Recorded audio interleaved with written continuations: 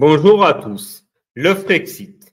Nous allons en parler sans tomber dans les excès et le sectarisme de l'UPR ou des patriotes. Malgré ce que les souverainistes vous racontent, la réalité pure et dure est que les Français n'en veulent pas. Alors oui, les neuneux de la secte vont dire que 36% des Français sont pour le Frexit. Les souverainistes d'ailleurs vous le répètent assez souvent. Oui, très bien. Vous savez ce que je pense, les sondages, ça ne veut rien dire, car les questions peuvent être tournées dans un certain sens. De plus, lorsque vous êtes sondé, vous êtes confortablement assis sur votre canapé, donc cet avis est dit comme ça à l'arraché, quoi. La preuve que les sondages ne veulent rien dire, 70% des Français sont pour moins d'immigration, pas d'immigration, voire remigration, mais à minima moins d'immigration. Et aux législatives, l'effet est qu'ils ont voté aux 2/3 pour des immigrationnistes que sont le Nouveau Front Populaire ou la Macronie. Ceci étant dit, la réalité est que les Français ne veulent pas du Frexit. Je vais vous donner les raisons qui l'expliquent. Et s'il vous plaît, les trolls de l'UPR ou des patriotes, écoutez les arguments avant de tapoter nerveusement sur votre clavier et m'accuser de tous les maux de la terre. Premier point, le Frexit est un mot mal choisi. C'est un mot anglais que les Français instinctivement ne comprennent pas, donc difficile de les faire adhérer au concept. Vous avez ensuite la nullité des politiciens qui l'incarnent. Oui, je vise nommément Asselineau, Philippot, Kuzma le Renard ou Philippe Murer. Leur niveau politique est affligeant. Ils commettent, selon moi, 3 grandes erreurs. D'abord, l'ennemi mal choisi. Il vous parle de concepts tels que les GOPÉ, dont la majorité d'entre vous ne savent pas ce que c'est, ou les traités de libre-échange, qui sont invisibles pour la majorité des Français, donc vous ne les mobilisez pas contre un concept, vous mobilisez contre un ennemi visible et concret. Deuxième erreur, il parle matin, midi et soir de thèmes dont les Français aujourd'hui s'en fichent, comme le Covid, la grande géopolitique mondiale, la guerre en Ukraine, etc., dont en réalité tout le monde s'en fout, ou alors de personnes ou d'organisations que les Français ne connaissent pas, comme Bill Gates, Klaus Schwab, même Ursula von der Leyen, ou des organisations telles que le World Economic Forum, Davos et les loges maçonniques. D'ailleurs, récemment, Mike Borowski avait fait un micro-trottoir sur sa chaîne GPTV Investigation qu'il a démontré de façon incontestable, les Français ne les connaissaient pas. Troisième raison, ils passent leur journée à critiquer Macron et Ursula von der Leyen, et pourquoi pas, à la limite, mais ils ne proposent pas de projet, de vision pour le pays. Donc, vous ne mobilisez pas l'électorat, car les gens votent avant tout pour un projet, pas pour une critique. Hein, ça, il faut le prendre en compte. Un autre point aussi, la commodité. Ça peut paraître risible, mais les Français sont contents de l'euro, pour la majorité d'entre eux, évidemment, car ainsi, ils peuvent voyager sans avoir besoin de changer de monnaie. Ça semble absurde.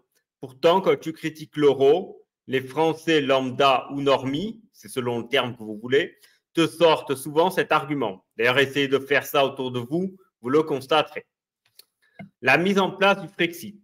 En effet, personne n'explique pragmatiquement et posément, comme je l'ai d'ailleurs fait dans une de mes vidéos qui s'appelle le guide du Frexit. Donc, comme les Français ne le comprennent pas, eh bien, ça les effraie. Donc, ils ne choisiront pas cette voie-là. Logique. Confusion faite entre le non à un traité, c'est le traité de 2005, et un Frexit. Ça n'a rien à voir. Les Pays-Bas avaient également dit non en 2005, et pourtant les faits démontrent qu'ils ne veulent pas sortir de l'Union européenne, pour différentes raisons qui ne sont pas le sujet de la vidéo. La mentalité selon laquelle tout seul on est trop petit pour faire face aux géants américains, russes ou chinois. Dit autrement, pour affronter, selon beaucoup, le méchant Trump, Xi Jinping ou Poutine. Donc ce phénomène les pousse à vouloir être unis avec d'autres pays pour faire le nombre et donner l'impression que l'on peut faire face aux superpuissances. La création de l'euro, d'ailleurs, tente à le démontrer.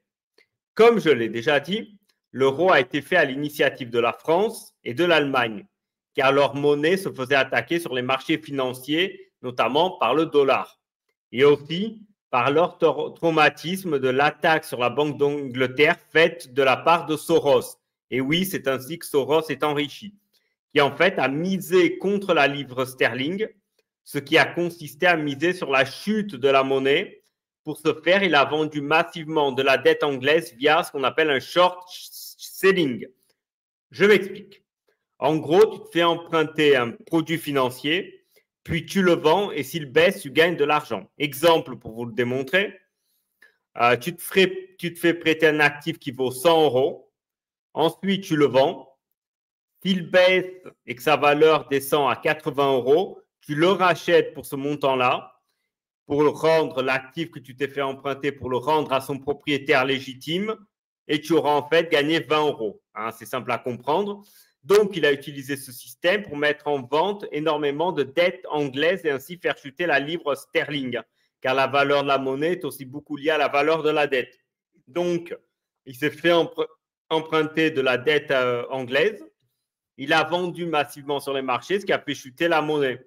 Et donc, il a pu gagner son short selling, tout simplement. Voilà, pour simplifier, c'est ainsi.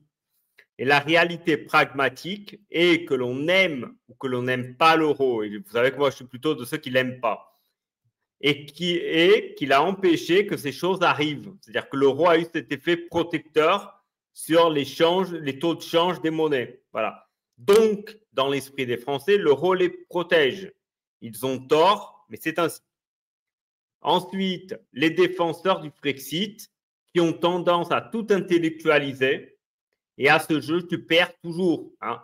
Les Français lambda vont se perdre dans ces explications. Les traités, les gopés, les machins, le truc, bon bref.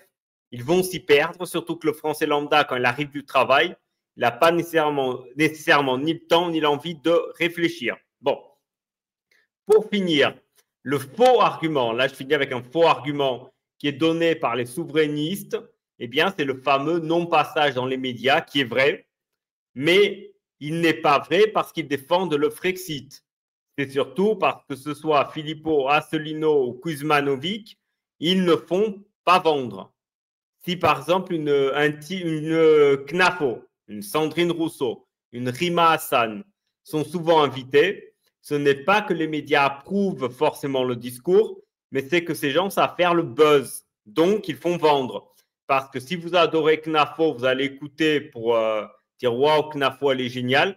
Mais si vous la détestez, vous allez quand même regarder son intervention pour se foutre de sa gueule. Même si ces deux parties sont plutôt vraies pour Sandrine Rousseau ou Rima Hassan. Donc, ce sont des gens qui font vendre, tout simplement.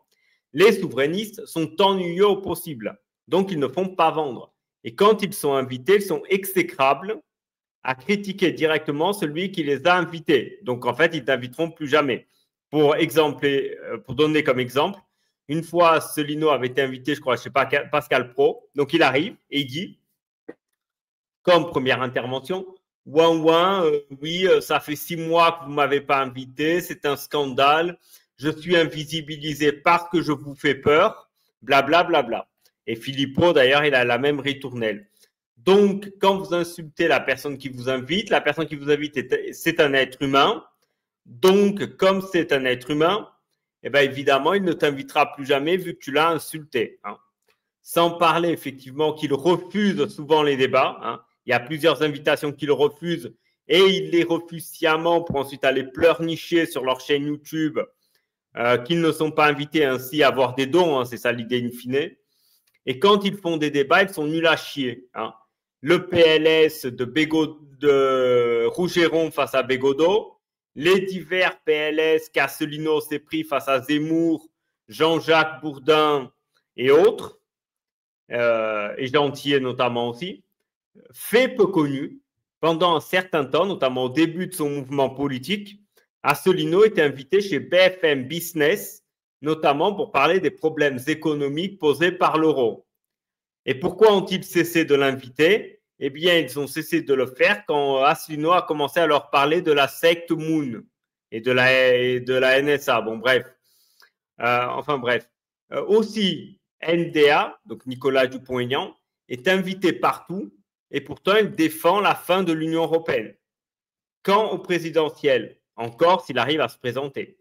Quand il fera 1 ou 2%, moi j'ai hâte d'écouter l'excuse qu'il va nous trouver pour justifier son downfall. Voilà. Bon. Tour sur cette question.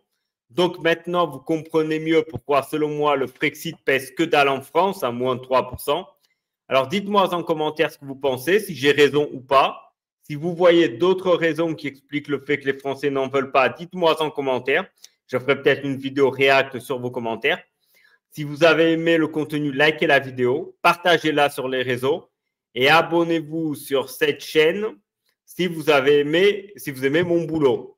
Sur ces entrefaits, je vous souhaite une très bonne journée à tous.